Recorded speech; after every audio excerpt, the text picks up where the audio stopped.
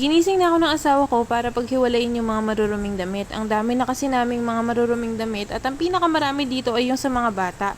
Isang buslo na ata yung mga damit ng mga bata. Tapos nakalkal ko din yung mga naiwang sukli ng asawa ko sa bulsa niya. So meron akong pang Shopee, sana all. Pagkatapos kong hiwalay yung mga damit ng mga bata ay nilabas ko na dahil nasa labas yung washing machine namin. Makikita nyo isa talagang buslo yung kanilang damit. Tinanggal ko na rin yung takip ng washing machine natin para magamit na natin yan. Automatic nga pala itong washing machine namin at nabili ko to ng hulugan sa Shopee. 3 buwan ko tong hinulugan bago ko siya natapos. Tapos nilagay ko na dyan yung mga damit at binanlawan ko muna. Hindi ko siya sinet na automatic na ng isang cycle kasi gusto ko munang mabanlawan yung mga damit namin. Hindi nga pala masela nitong washing machine na to dahil kahit nakabukas siya ay aandar yan at iikot pa rin siya. Para na lang kung kailangan mo nang mag-dryer ng mga damit mo. Meron akong contact dermatitis o kaya naman eczema kaya pinagsikapan ko talagang bumili nito. Tapos nakita ko din to kasi trending to sa TikTok. Gusto kong subukan yung mga capsules na ginagamit sa paglalaba. Nakita ko din to kay Mami Con kaya napabili na rin ako. Yung 3 flavors, 3 variant yung binili ko. Iba-iba yung amoy kasi nito. Merong First Love, merong Magic, meron ding Sakura. Binili ko yung lahat ng variants kasi gusto kong subukan lahat ng amoy nila. Tapos 25 pieces yung laman ng isang box at 169 yung presyo niya. Tapos sabi nila matipid daw to. So habang nagbabanlaw ako, pinakain ko na rin yung mga bata. Ang ulam ng mga bata ay patola na may miswa or miswa na may patola. Basta ang alam ko lang nagustuhan nila yung ulam. Tapos, ang kagandahan dito, kahit naglalaba ako ay nababantayan ko sila at napaka-powerful din ng ating washing machine. Mas powerful pa siya kay Darna kasi kahit punong-puno siya, ganito pa rin yung lakas niya.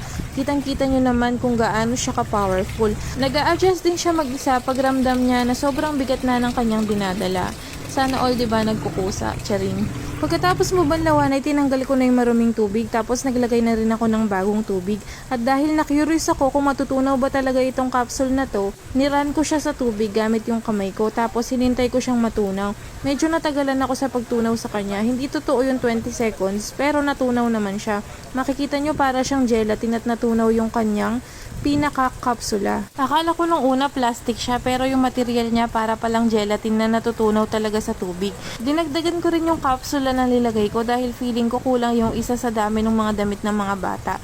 Nagdagdag pa ako ng 2 piraso at diniretso ko na siyang nilagay sa ating mixture. Wow, mixture ha. Pancake yan. Habang naglalaba ako ay nagluto na rin ako ng hotdog dahil naubos ng mga bata yung ulam namin na miswa na may patola. Hindi pa kasi kami kumakain ng asawa ko kaya nagluto na lang kami ng hotdog. Ang dami talagang advantage pag may automatic washing machine. Pwede kang magluto habang naglalaba, pwede kang mag-video habang naglalaba, pwede kang makipaglaro sa mga anak mo habang naglalaba, pwede kang kumain habang naglalaba, pwede kang makichismisan habang naglalaba, diba? Mas marami ng magiging oras para sa pagiging marites, charing. Ang napansin ko lang dito sa ating detergent capsule ay hindi siya ganun kabula compared sa detergent powder talaga na usually ginagamit namin.